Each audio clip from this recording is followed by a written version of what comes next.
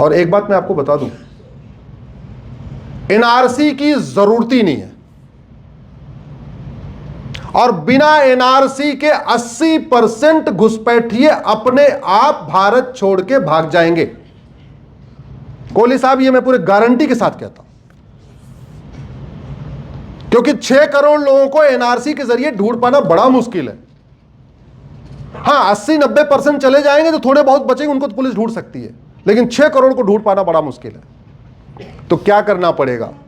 घुसपैठ करना और घुसपैठियों की मदद करना, इसको क्या करना पड़ेगा? जघन्य अपराध घोषित करना। एक कानून हमने बनाया कि फर्जी आधार बनाना गंभीर अपराध है। 2000 रुपए में घुसपैठिए फर्जी आधार बनाते हैं। 2000 रुपए में नगर निगम से फर्जी बर्थ सर्टिफिकेट बनता है।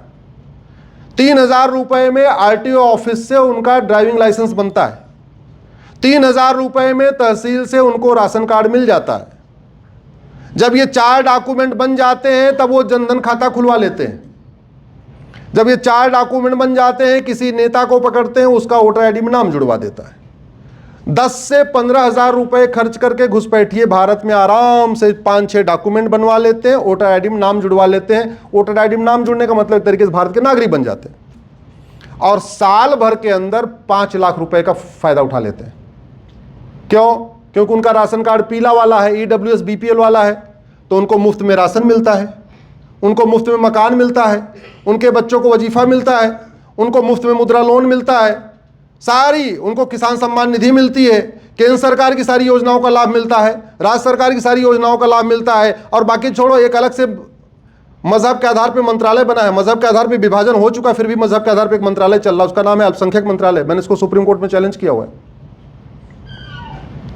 और माइनॉरिटी अफेयर मिनिस्ट्री के सारे लाभ, सगुन योजना, कन्या, पता नहीं कौन कौन सी योजना वहां भी चल रही है, तो वहां का भी फायदा उठा रहे। तो 12-15 हजार रुपए लगाया और 1 साल में कितना कमा लिया? 5 लाख रुपए। तो ये सही है कि ये इससे बढ़िया और क्या मिलेगा? और ये सुविधा केवल भारत में ही है। अगर कनाडा गए, दुबई गए, जापान गए, कहीं और गए, तो अगर हमें इसको रोकना है तो सबसे पहले करना पड़ेगा आपको फर्जी डॉक्यूमेंट बनाना और फर्जी डॉक्यूमेंट बनवाने को गंभीर अपराध घोषित करना पड़ेगा, और खौफ भी पैदा करना पड़ेगा। आप जरा कल्पना करिए, जहां भी कॉमन सर्विस सेंटर पे आधार बनता है, अगर वहां एक नोटिस बोर्ड लगा हो कि फर्जी आधार बनाना और फर्जी आधार बनवाना गंभीर अपराध है, पकड़े जाने पे 10 से 20 साल की सजा होगी। बनवाने वाला बनवाएगा क्या? और बनाने वाला बनाएगा क्या? जब बनाने वाला बनाएगा नहीं तो बनवाने वाला बनवाएगा कैसे? आरटीओ ऑफिस में साफ साफ लिखा हो, फर्जी डॉक्यूमेंट के सहारे ड्राइविंग लाइसेंस बनाना और बनवाना गंभीर अपराध है, पकड़े जाने में 5 से 10 साल की सजा होगी, प्रॉपर्टी भी जब्त होगी, नागरिकता भी खत्म होगी। डीएल बनेगा क्या? नहीं बनेगा। तहसील में लिखा हो जहां राशन कार्ड बनता है, जो डॉक्यूमेंट जहां बनता है उस वहीं पे वो बनाने वाले के सामने एक नोटिस बोर्ड होना चाहिए और बनवाने वाले के सामने भी नोटिस बोर्ड होना चाहिए। दोनों देखते रहे दिन भर, और न्यायिक व्यवस्था ऐसी हो कि कुछ नहीं करना। मैं कोहली साहब आपको बता रहा हूं, एनआरसी की जरूरत ही नहीं है। आप हर जिले में 10-20 घुसपैठियों को पकड़ो, उनका narco polygraph brain mapping test करो। टेस्ट करके उनको पूछो कि तुम बॉर्डर पे कैसे आए, अंदर आए कौन सी गाड़ी से आए, यहां आए आधार किसने बनाया, राशन कार्ड किसने बनाया, ड्राइविंग लाइसेंस किसने बनाया, वोटर आईडी किसने बनाया, बर्थ सर्टिफिकेट, जो सारे पूछ लो। और उसके बाद तो ऑलमोस्ट आपको ये मान के चलिए कि एक घुसपैठिए के 10 मददगार मिल जाएंगे। तो इन 11 लोगों को, घुसपैठियों और उनके मददगारों के खिलाफ एनएसए लगा दो, क्योंकि घुसपैठ राष्ट्र की सुरक्षा के लिए खतरा है। घुसपैठियों और उनके मददगारों के खिलाफ यूएपीए लगा दो, घुसपैठियों और उनके मददगारों के खिलाफ देशद्रोह की धारा लगा दो, घुसपैठियों और उनके मददगारों के खिलाफ वेजिंग वॉर लगा दो। घुसपैठ अपने आप में वेजिंग वॉर है, इनडायरेक्ट वॉर है, यहां के संसाधनों पर कब्जा करने के लिए घुसपैठ हो रही है। मैं पूरी जिम्मेदारी के साथ कह रहा हूं सर, जिस दिन हम घुसपैठियों को पकड़ के उनका narco polygraph brain mapping test करेंगे और घुसपैठियों और उनके मददगारों पे 5 धारा लगाना शुरू कर देंगे, एनएसए, यूएपीए, वेजिंग वॉर, देशद्रोह, गैंगस्टर एक्ट। जिस दिन हम घुसपैठियों और उनके मददगारों की प्रॉपर्टी जब्त करके उनकी नागरिकता खत्म करना शुरू कर देंगे, ज्यादा नहीं बस 2-3 हजार का करना है, उसके बाद भगदड़ मच जाएगी, सारे अपने आप भाग जाएंगे। ये जो भारत में उनके समर्थक नेता बैठे हुए हैं या जो भी बैठे हैं या दलाल बैठे हुए हैं, ये घुसपैठियों को ढूंढ ढूंढ के कहेंगे भैया तू जल्दी भाग जा, तू पकड़ा जाएगा, मैं भी जाऊंगा, इससे अच्छा तू जल्दी भाग यहां से। हो सकता है कि नहीं? जोर से बोलिए जरा। कोई लागत आएगी क्या? कानून बनाने में कोई लागत आती है? नहीं। इतना कर दिया जाए, मैं गारंटी के साथ कहता हूं 80% घुसपैठी अपने आप भाग जाएंगे। जो 20% बचेंगे उनको पुलिस को पकड़ना आसान होगा, लेकिन इसमें योगदान सबको करना पड़ेगा।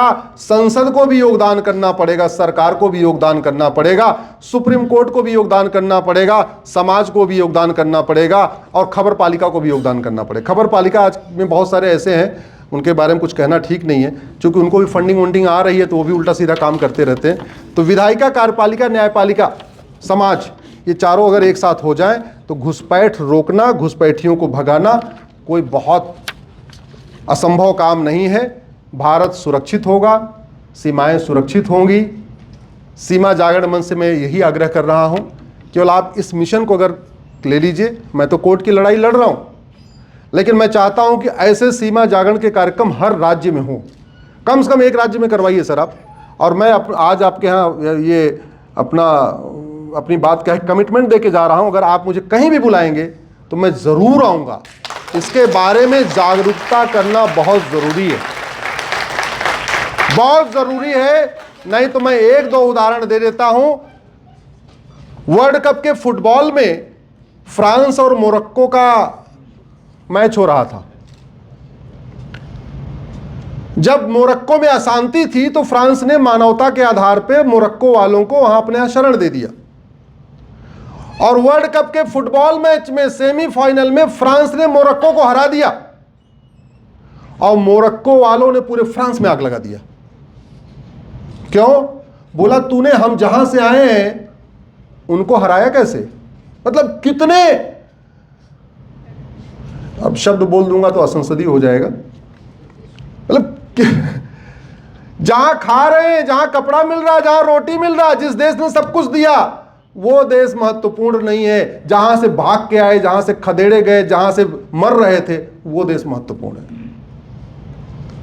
कल को किसी दिन बांग्लादेश को अगर भारत ने हराया तो क्या ये घटना भारत में नहीं हो सकती? क्या हो सकती है? छोटी होती रहती है, होती रहती है। ये 6 करोड़ घुसपैठिए भाग जाएं, बहुत हद तक अपराध खत्म हो जाएगा। ये 6 करोड़ घुसपैठिए भाग जाएं, हमारे माताओं बहनों की चेन जो इतनी ज्यादा लूटी जा रही है, चेन स्नेचिंग रुक जाएगी। ड्रग का कारोबार बहुत कम हो जाएगा, हथियारों का कारोबार बहुत कम हो जाएगा। पुलिस के ऊपर इतना काम का बर्डन बढ़ रहा है इन घुसपैठियों के कारण। जुडिशरी के ऊपर इतनी ज्यादा केसेस बढ़ रही हैं, उसमें बहुत हाथ है इन घुसपैठियों का। हमारे रोटी भी छीन रहे हैं, कपड़ा भी छीन रहे हैं, मकान भी छीन रहे हैं, पानी भी छीन रहे हैं, पानी भी पी रहे हैं, रोजगार भी छीन रहे हैं। आप सोचिए ना, 6 करोड़ लोगों का अगर वो चले जाएंगे तो अल्टीमेटली जो कुछ वो काम कर रहे हैं भारत वाले करेंगे ना, करेंगे तो उनको रोजगार बढ़ेगा कि नहीं, बेरोजगारी कम होगी कि नहीं होगी। इसी के साथ मैं अपनी बात खत्म करता हूं। बहुत बहुत धन्यवाद, बहुत बहुत आभार। भारत माता की, भारत माता की, भारत माता की। एक बार आप सब लोग खड़े हो जाइए।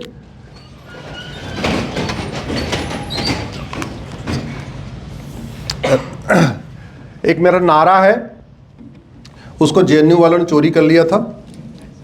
जेएनयू से मतलब वामपंथियों ने चोरी कर लिया था, उसको मैं रिक्लेम करने की कोशिश कर रहा हूं।